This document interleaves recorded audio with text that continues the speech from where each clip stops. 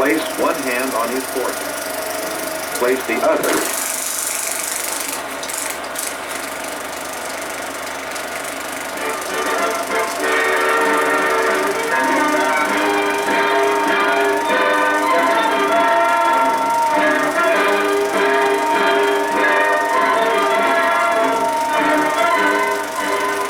America prepares. All America alters its pattern of life and work to meet the demand for perfection. Industry is a double set to supply the sinews of safety, the armaments of war that an embattled world must have if democracy is to survive. Mechanical genius joins with the muscle of millions of men, working to win for the ways of freedom. Freedom to think, to speak, to rise, live, and plan with one's fellow man. America's vast resources are harnessed to the job of being the world arsenal for this and other democracies. Its present-day production of armaments is but a mere fraction of the great job that lies ahead. The flow of production in plant and shipyards gains speed. Vessels of all types, carriers, merchantmen, submarines, slip off the ways in growing numbers.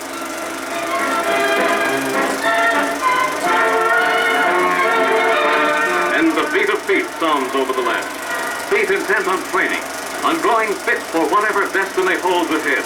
Heroes, every one. Heroes by the million. Men who abandon home and vocations that they may be ready to defend democracy if necessary. Sturdy of body, firm in spirit, seamen, marines, soldiers, and flyers. A huge civilian army joins in this great defense program. Rigid, rough work, this training. Actual combat is simulated, conditions met and mastered. No problem that may arise will find these men wanting. Men like these are not to be stopped. No individual, no evasive words or deeds, no group action or selfish interest will be allowed to impede their growing strength, effectiveness, and safety. For it is they who are sacrificing every advantage of civilian life. They who hold the torch of freedom closest. Every division of the Army, Navy, and Marine Corps is rapidly instructed in the modern methods of defense and offense. All America is behind these armaments, supplying an uninterrupted flow of materials for machines of mechanized might.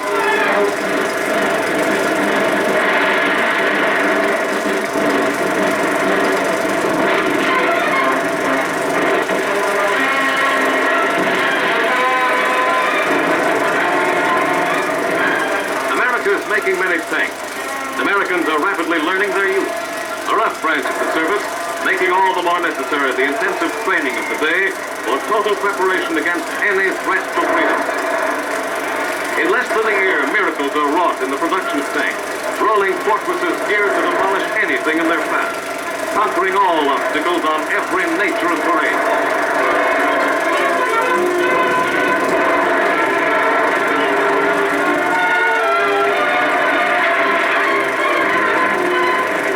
Americans must know their every phase for defense and self-protection.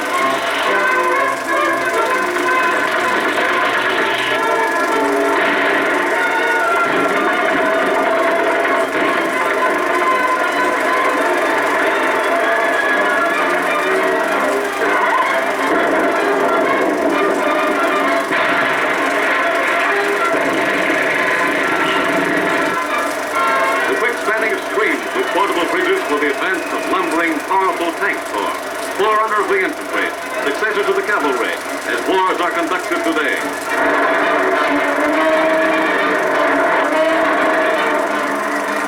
Scout cars are a new development. More are needed, more will be supplied.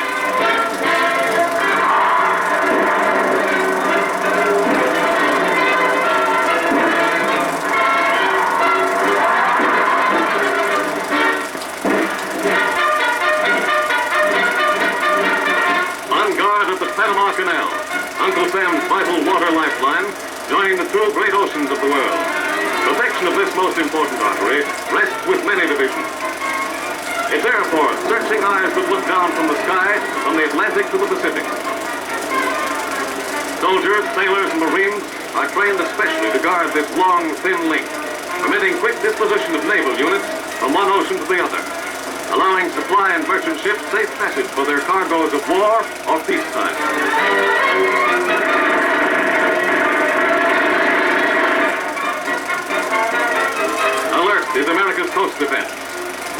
takes on new importance.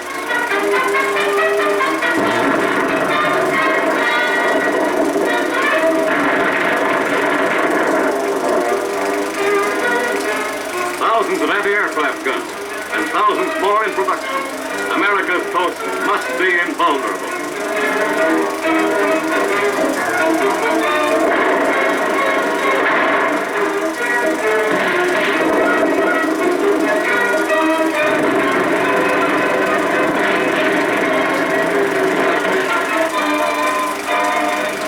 America's army takes to the air, while more and more bombers roll off the assembly lines at high-powered factories. Going air armada stand ready, guided by pilots second to none. Men training with bombers, with fighters, with pursuit planes. Intrepid men, learning every formation, learning to keep the air above America free.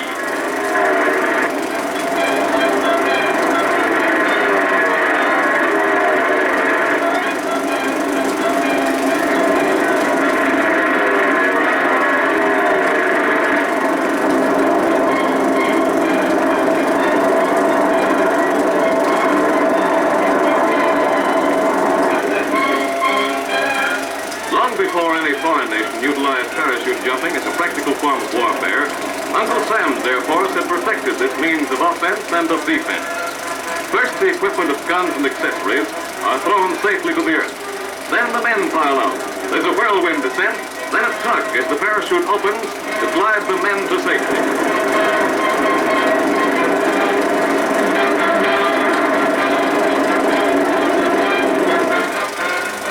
Slow-motion camera analyzes the jumps.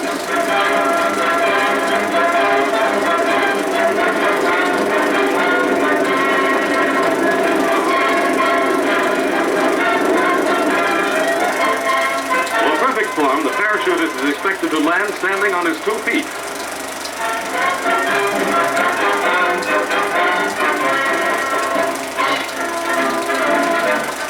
The United States Navy's newest triple threat, its Mosquito Torpedo Squadron, mile-a-minute craft designed for harbor protection, coast patrol, and hit-and-run attack.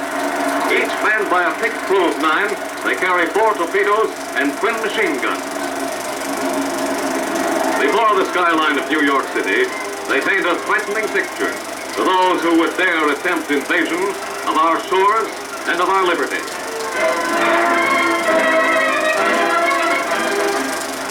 But the fleet is the total hitting might of the United States Navy. Gigantic floating fortresses designed to carry massive guns and deliver their unharnessed fire in defense of the nation's shores. America's call to arms directs the 2-ocean navy of heavy cruisers, destroyers, submarines, and planes. Planes ever growing in effectiveness to find the enemy, bomb him, chase his planes from the air, and observe the fire of their own battleships. The Navy's Sky warship spreads its wings. A huge 30-ton super bomber, a 4-engined monster, fast and formidable. More destroyers are on the way to make the 2-ocean navy a reality.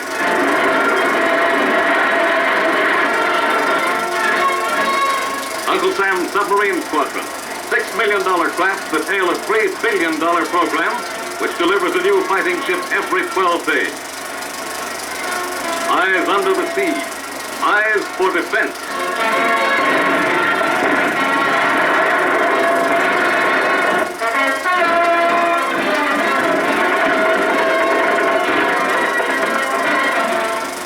Through America's big guns, the nation roars, on guard. On guard to the end that Uncle Sam's manpower in industry, manpower in action, shall continue to answer America's call to arms.